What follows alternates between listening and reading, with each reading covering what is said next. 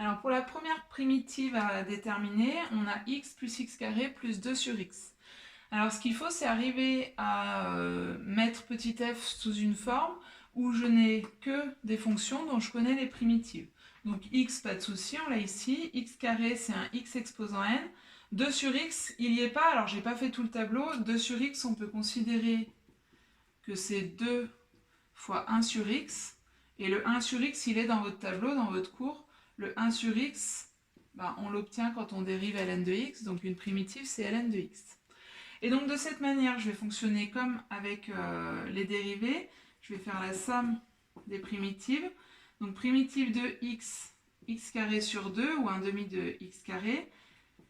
Primitive de x carré, x au cube sur 3, ou 1 tiers de x au carré, parce que je prends x exposant, c'est le x exposant n là, avec n égale 2. Donc je prends 1 sur 2 plus 1, c'est-à-dire 1 tiers. X exposant 2 plus 1, c'est-à-dire x au cube. Là, j'ai une constante multiplicative que je garde, comme quand je fais des dérivés, et 1 sur x a pour primitive ln de x. Donc là, j'ai obtenu une primitive de petit f. Si on me demande toutes les primitives de petit f, je mets un plus k avec k qui appartient à r.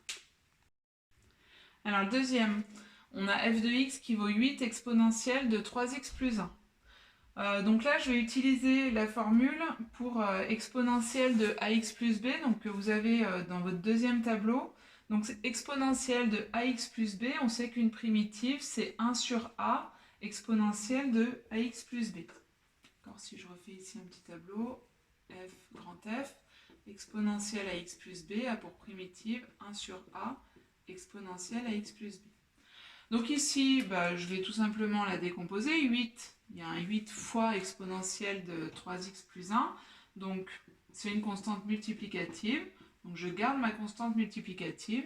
Et ensuite, je prends une primitive pour l'exponentielle.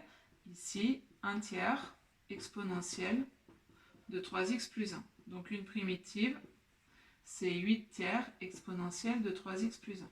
Alors si possible, vous rédigez, vous n'écrivez pas juste ce que j'ai écrit ici, c'est-à-dire que le grand F, oui, en général, ça correspond à une primitive, mais il faut quand même que vous le disiez. Donc pour la rédaction, il faut écrire une primitive grand F de petit f est définie par grand F de x égale. Alors ensuite, l'exemple 3. Donc le petit 3,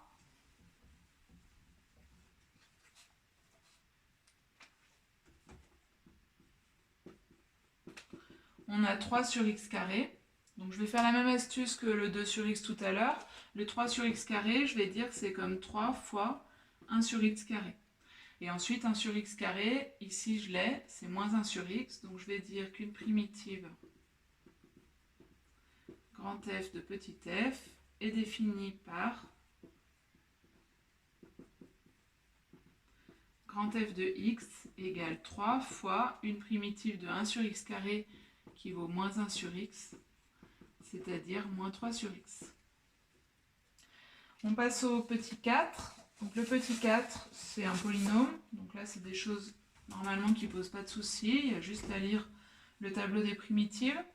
Donc le petit 4, f de x vaut x au cube moins 2x. Une primitive grand F de petit f est définie par grand F de x égale, alors x au cube, c'est x exposant n, avec n qui vaut 3. Donc si je prends n égale 3, ici je fais 1 sur n plus 1, c'est-à-dire 1 sur 4, x exposant n plus 1, c'est-à-dire x exposant 4. Et puis le 2x, lui, c'est directement x carré, sinon on peut faire moins 2 fois x carré sur 2, mais on sait aussi qu'une primitive de 2x, c'est x carré. Donc finalement, on obtient x exposant 4 sur 4 moins x carré. Je passe au petit 5. Alors là, ils sont plus délicats, donc je vais vous réécrire la formule sur l'exponentielle qu'on va utiliser. Donc là, on utilise, on va dire, c'est la formule délicate du cours. en fait, on avait vu que exponentielle u a pour dérivée u' exponentielle u. Ça veut dire que dans l'autre sens, bah, c'est une primitive. Donc ça veut dire que si j'ai u' exponentielle u, primitive, c'est juste exponentielle u. Le u' disparaît. Par rapport à ce que j'ai dit dans le début du tableau où on pouvait bidouiller un petit peu avec les constantes, c'est-à-dire multiplier ou diviser pour faire disparaître le coefficient qui était devant, là, dans cette première colonne, ici on ne peut pas. U', c'est une fonction de x, ça n'est pas une constante, donc je ne peux pas faire passer le u' de l'autre côté, ou diviser par u', j'ai pas le droit de faire ça. Donc ça veut dire qu'en fait, pour déterminer une primitive d'une fonction qui est de la forme exponentielle de u, il n'y a pas le choix. Il faut absolument qu'on ait u' devant. Alors, autrement dit, si vous avez une fonction qui est par exemple x exponentielle de x au cube, celle-là, on ne saura pas trouver de primitive. Pourquoi? Parce que ici, j'ai x au cube, donc ça veut dire que mon u de x, c'est x au cube. Sa dérivée, c'est quoi? C'est 3x carré. Et je ne peux pas faire apparaître du 3x carré en ayant du x. Donc, pour trouver une primitive de quelque chose qui est de la forme exponentielle u, il faut obligatoirement qu'on ait du u' devant. Alors qu'on ait u' à une constante près, puisque les constantes, on a déjà vu que ça, elles ne posaient pas de problème. On peut multiplier, diviser par des constantes. Mais là, par exemple, il y a un écart sur les exposants de x. Là, j'ai x alors qu'il me faudrait du 3x carré. Donc là, je ne pourrais rien faire. Cette fonction-là, je ne sais pas trouver de primitive. Alors, ça va être plus clair sur des exemples. Donc, sur l'exemple 5, on a f de x qui vaut 2x exponentielle de x au carré plus 4. Donc ici, ça se passe tout bien. Pourquoi? Parce que cette fonction, elle est pile de la forme u' exponentielle u. Parce que effectivement, si je pose u de x qui vaut x carré plus 4, je sais que le u', c'est bien 2x. Donc là, j'ai pile u' exponentielle u, donc c'est facile. Ça veut dire qu'une primitive grand F de petit f est définie par grand F de x égale, je prends mon tableau, u' exponentielle u, primitive exponentielle u. Donc c'est exponentielle de u de x, c'est-à-dire exponentielle de x carré plus 4. Alors, vérification, si je dérive cette fonction exponentielle de x carré plus 4, j'obtiens bien 2x exponentielle x carré plus 4. Bon, maintenant le dernier exemple, c'est celui qui va être le plus délicat. J'ai encore du exponentiel u, mais vous allez voir qu'on n'a pas pile u' devant. Mais on n'a pas pile, mais on n'a pas de problème avec les exposants. On a le bon exposant, on n'a juste pas la bonne constante devant. Alors, ici, on a du exponentiel de x au cube moins 1, et devant, on a 5x carré. Alors, si je pose u de x qui vaut x au cube moins 1, sa dérivée, c'est 3x carré. Donc en fait, ce qui se passe, c'est que moi, si ma fonction petit f de x, c'était 3x carré exponentielle x au cube moins 1, là ce serait nickel parce que j'aurais u' exponentielle u, et donc à ce moment-là, une primitive, ce serait exponentielle x au cube moins 1. Bon, sauf que j'avais pas 3x carré, j'avais 5x carré. Donc ce que je vais faire, c'est que je vais le faire apparaître, ce 3x carré. Comment?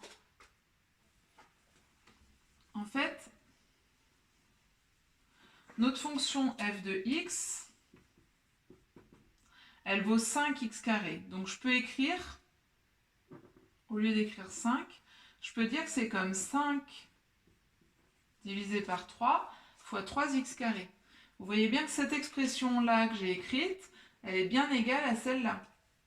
5, il est là, et les 3, on peut imaginer qu'ils se simplifient. Donc 5 tiers fois 3x carré, ça fait bien 5x carré. Donc cette fonction-là, c'est bien la même que celle-là. Bon, mais pourquoi elle m'arrange mieux? Parce que là-dedans, j'ai mon 3x carré que je voulais. Donc là, cette fois, j'ai u' exponentielle u. Et le 5 tiers ici, il n'est pas gênant parce que c'est une constante. Si c'était du x, là je serais embêtée parce qu'on n'a pas de formule pour une primitive d'un produit de fonction. Mais là, c'est pas une vraie fonction, enfin, c'est juste une constante. Donc du coup, vu que c'est une constante multiplicative, je la garde et je vais pouvoir dire directement qu'une primitive grand F de petit f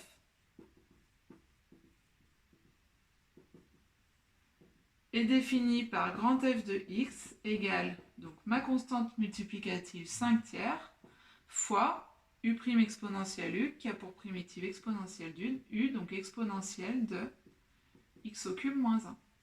Et si vous voulez vérifier vos résultats, c'est valable pour toutes les primitives, il suffit de partir de cette fonction, de la dériver et de vérifier que vous obtenez bien petit f de x.